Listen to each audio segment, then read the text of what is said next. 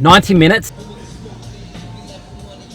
on the elliptical, and I'm convinced that this is the best way to get fit. Why do I do this to myself? Why? Because it's just like so low impact. You can do, I don't know, double sessions, double threshold sessions. You know, double threshold sessions every Tuesday and Thursday, you know, set up your little lactate strips on the side. Imagine that. Imagine someone in a commercial gym doing lactate testing on an elliptical. I could be that guy. That would be fucking diabolical behavior. Now, yes, this does look like baby food, but hear me out. It's actually mango, blueberries, and a vanilla protein. And it absolutely slaps. See, look, hear me out. This article on trailrunnermagazine.com. Yes, the elliptical can create champions. I could be a champion. In training plans of athletes who are volume limited, that's definitely me, you'll often see a pattern. A couple of hours a week on the elliptical. And it says here that American chick that went to the Olympics, the young one, Parker Valdey, actually smashes the elliptical. So I could be the next Parker Valdey, but I'd probably have to wear a wig. The only problem is that it's the most boring piece of shit.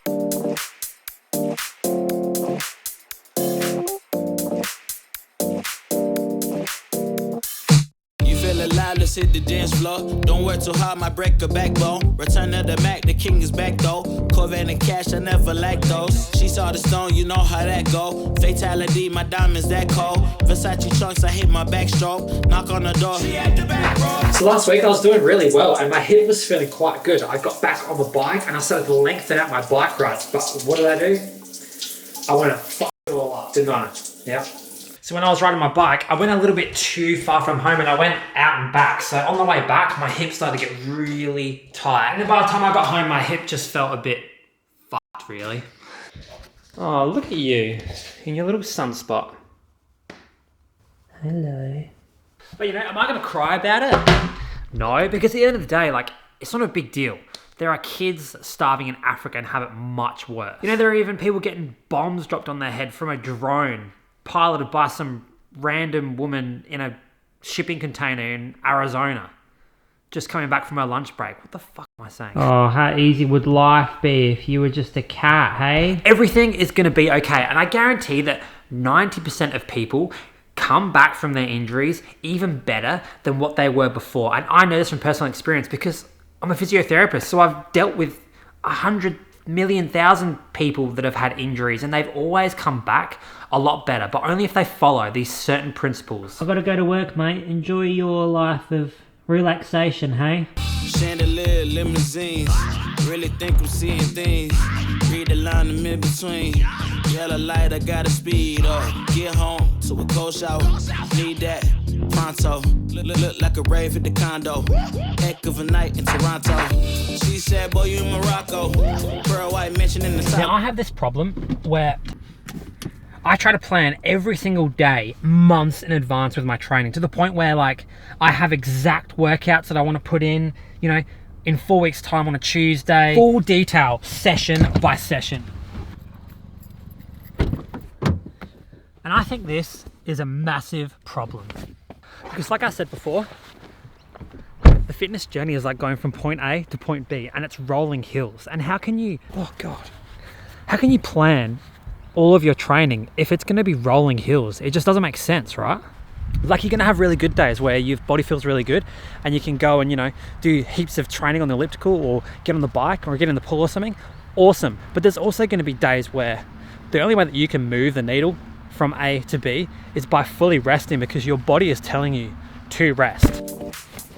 And so planning everything out weeks and months in advance is a complete waste of time in a rehab process. What you have to do is learn to be in the moment. Just be in the moment, the exact moment that you're in today, and decide what you're going to do to move that needle from A to B on that day, and listen to what your body's actually telling you. Like last week on a bad day, all I could really do is, you know, get on the elliptical for half an hour, go for a long walk, do some stretching like this on my lunch break, and do an ice bath. And that moved me closer to being back to full fitness on that day. But today I feel absolutely awesome. And so to move that needle today is gonna be a little bit higher. Like I did 90 minutes on the elliptical, I'll probably do a strength session tonight, and I'll probably continue doing this mobility stuff on my lunch break that I'm doing right now.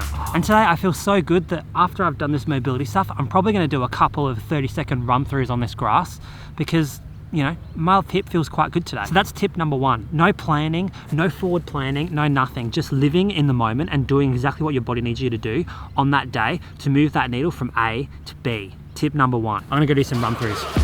Switch up, never been a mix-up. Blessings in my hand, I don't wanna miss some. Everybody eat, I be on your team. Lions to grow weak. Okay, I'm gonna go sit on that bench and do some fucking work because it's a Wednesday.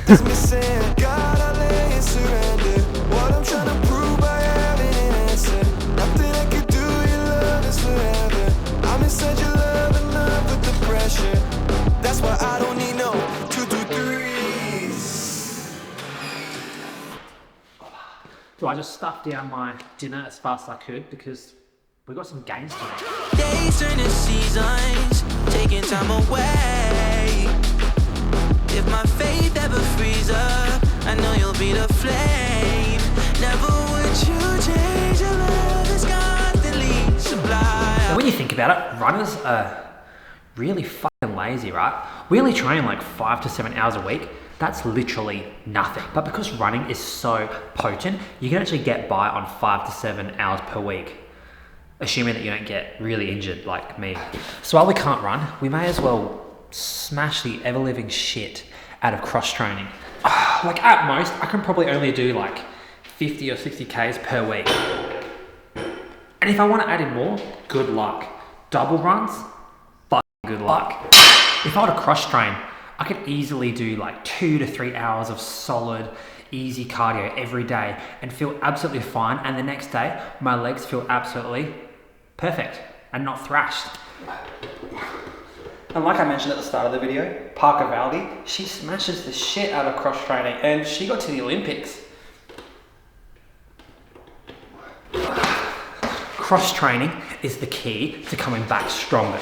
Cross training, volume. And when I say volume, I mean heaps.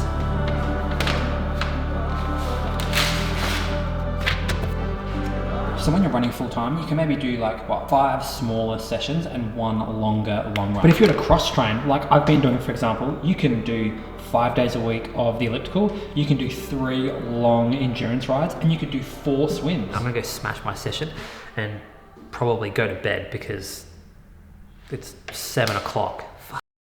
See you tomorrow. Cause I don't need a life free of problems, I just need you. And all my worries disappear right when they meet you, yeah.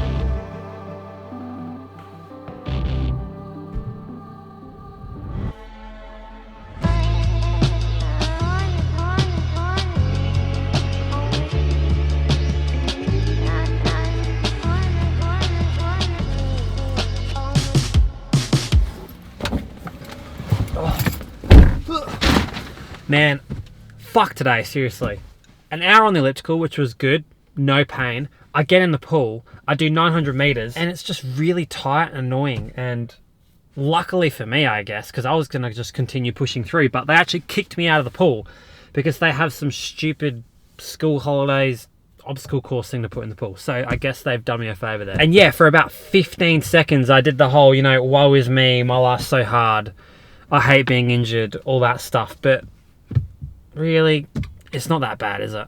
Nah. Anyways, since getting back from Europe, I've been really trying to focus on not just getting better, but also working on other things, like I mentioned, to get myself even fitter than before.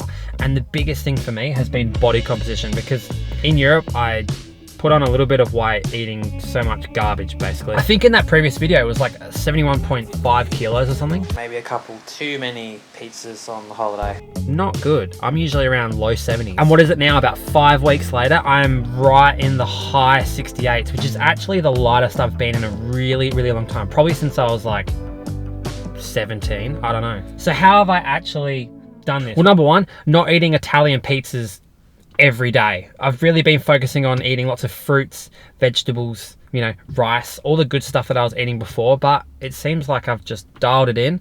And also, number two, I've just been training way more volume. Like 14-ish hours a week in, you know, zone 1, zone 2 efforts is gonna burn a whole lot more calories than 5 hours a week of running in zone 2 efforts. So obviously I'm just gonna tighten up the physique a little bit. Plus it's getting into summer in Australia, so you know, you gotta shred up for summer, right? And number 3 things that I've done is I've actually figured out how to make my favorite like Zambero's meal at home, and that's really been helping me because I can clean it right up and make it exactly how I want it, and tastes pretty fucking good.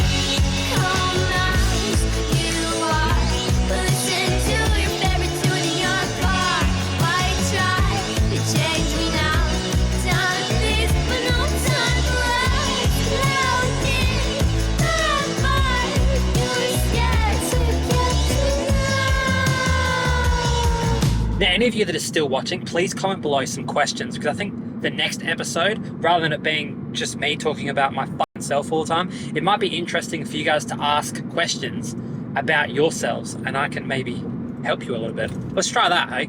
Comment below. All right, get me out of this fucking car. Oh, for fuck's sake. It's gonna be too windy. You're not even gonna be able to hear me.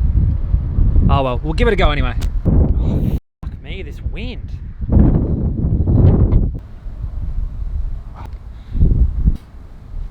So when you're injured, you basically get 2 choices. The first one is to be like, you know, oh, I give up, woe is me, everything's really sad, you know, why did this happen to me, life's so unfair. Choice number 2 is to accept that everything basically in your life, you have some control over, and so this injury was probably your fault.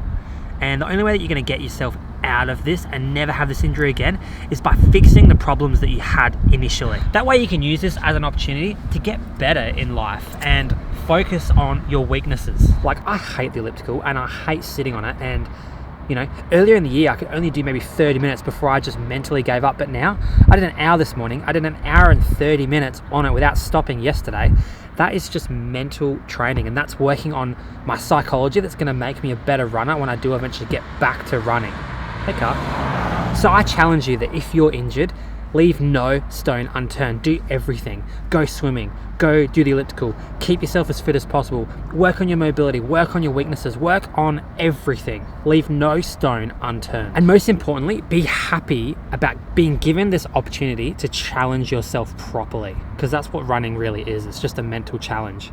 And when you can't run, you need to find a way to continue to challenge yourself mentally. Super important. Also, don't sit in a car all day long, because it sucks. Now, one trick that I really like to motivate myself in times like this when motivation is at an all-time low is to think, what would Connor in 3 months time or 6 months time want me to have done during this period right now? And it would have been smash hits across training, work on my weaknesses, get better, more flexible hips, and get more mobile.